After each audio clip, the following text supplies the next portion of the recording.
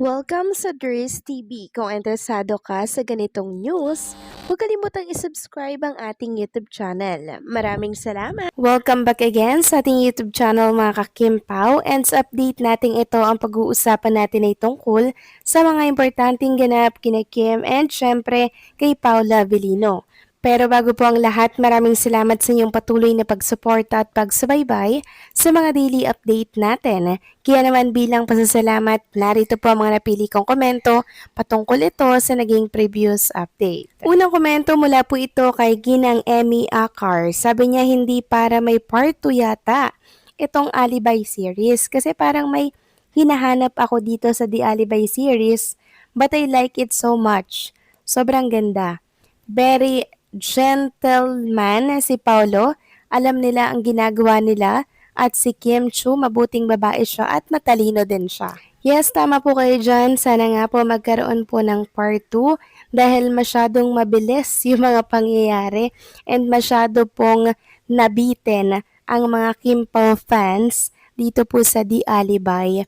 Parang ilang episode lang to tapos na agad. Ilang Friday na lang ba yung pagsasaluhan natin, 'di ba? So sana nga magkaroon po ng part 2 tapos pahabain po nila mga kakimpaw yung mga eksena doon and yung mga pangyayari, mas gandahan pa sana nila yung kwento. And tama po kayo dyan, very gentleman ni Paolo Avellino and si Chinita Princess naman, matalino po talaga yan siya mga kakimpaw.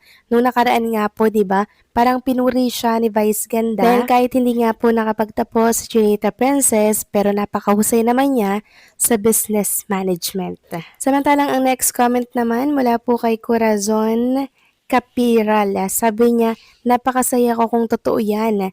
Di na mag-isa si Kim. May kasama na siya sa buhay. May karamay siya sa problema na dinadala niya. Sana naman maging masaya na si Kim mula nang maging artista siya, puro sakripisyo sa pamilya. Sana ngayon, nasa tamang edad na siya, panahon na para naman sa kanyang sariling kaligayahan. Sana lumagay na kayo ni Paulo sa tahimik. Nandito pa rin kami bilang Kim Pao fans na nagmamahal sa inyong dalawa. God bless Kim Pao. Maraming salamat po sa komento, Ginang Corazon Capiral. Tama po kayo, sana nga may katotohanan itong lumalabas sa mundo ng social media, no? And viral na po ito ngayon. Nagkalat ito mga kakimpaw sa Facebook mula nga po sa blog.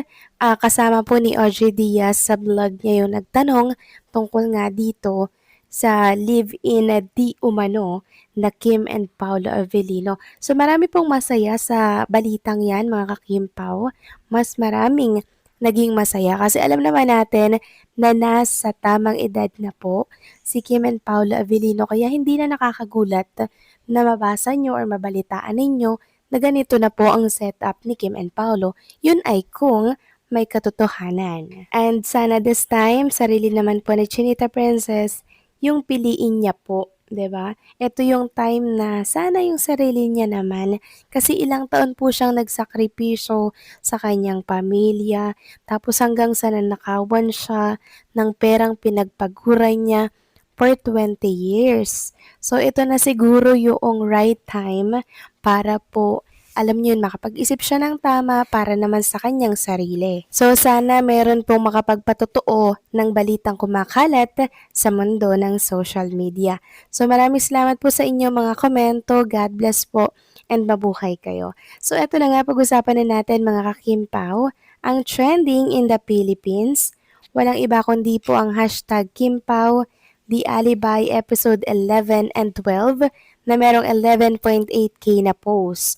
Trending with The Alibay on Prime. Still, marami pa rin po talagang naghahanap ng kiss sa noo and kissing scene sa loob po ng car. Sabi nga dito ng isang nag-post, diba kahit di na makita yung pumatay kay Walter at USB, okay kami. Wag lang yung mga yan na halik nga lang sa noo yata ang meron tayo. Madidilit pa. Umasa pa naman ako sa t-shirt. Then meron pong nag-reply na sana mabawi sa last 2 episodes. Ito yung project ng Kim Pao na ginastusan talaga ng bongga. Sana di masira dahil sa mga cutscenes and editing. After ng The Alibay, meron pa kayang project ang Kim Pao Sana isa pang series. Sana Chloe ay remake. I'm sure bagay talaga sila sa role. So kaya po siguro kinat yung mga eksena na ganon dahil bawal po yun sa patakaran siguro ng Prime Video PH. So sumusunod lamang naman po ang management sa mga patakaran ng naturang platform. So siguro pag pinalabas po yun sa Free TV, malaya po nating mapanood yung mga eksena na yun na pinutol or kinat doon po sa mismong Prime Video PH. So, tingnan natin mga kakimpaw, okay? Samantalang next topic naman tayo, pag-usapan natin mga kakimpaw, ang tungkol dito sa post ng isang page. Tungkol ito kay Kim, kay Paula Avellino, at sa babae pong gustong-gustong makatrabaho, si Paulo. Sabi kasi dito mga kakimpaw, crush kasi ni Jane si Pau. Gusto niya maging leading man niya, kaya dati sabi niya, please, Paulo, sana mapagbigyan mo ako kahit isang beses lang. Then, nagbasa nga ako ng comment, sabi dito, mabalik naman issue kay Jane kasi nung Christmas special, magkatabi sila ni Pau. Panay tingin kasi si Jane sa mukha ni Pau, smile-smile pa, pero hindi siya pinansin ni Pau. In short, mga kakimpaw, dinedma po ni Paulo Avellino etong si Jane. Kahit natingin ang tingin kay Paulo Avellino, nakapokus po kasi si Paulo kay Chinita Princess na para bang wala po siyang nakikita na mga tao sa paligid niya. So meron palang nagpapa-cute-cute kay Paulo Avellino mga kakimpaw, pero yun nga lang, deadma ni Paulo Avellino. So hindi naman po yun imposible na merong magpa-cute kay Paulo kasi alam naman natin na talaga namang good looking po si Paulo Avellino. Pero syempre, one woman man lang po si Paulo. At yun po yung gustong-gusto ng mga Kimpaw fans for Chinita Princess. Parang noon pa naman kasi mga kakimpaw, gustong-gusto na po ni Jane makatrabaho si Paulo Avellino. Pero yan nga lang, hindi po ata sila nabibigyan ng pagkakataon.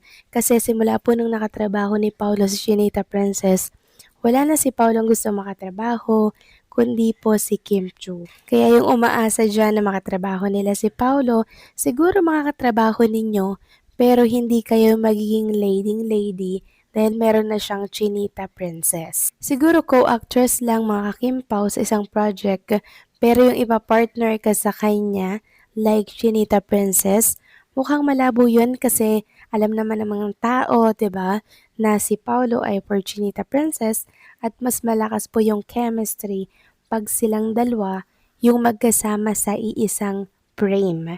Tingin nyo sisirain niya ng management? Hindi po dahil kumikita sila dyan. Kaya sorry na lang for Jane. So anong masasabi nyo dito mga kakimpaw? Please comment down below. So paano hanggang dito na lamang pong update natin? Maraming salamat sa patuloy na pagsuporta.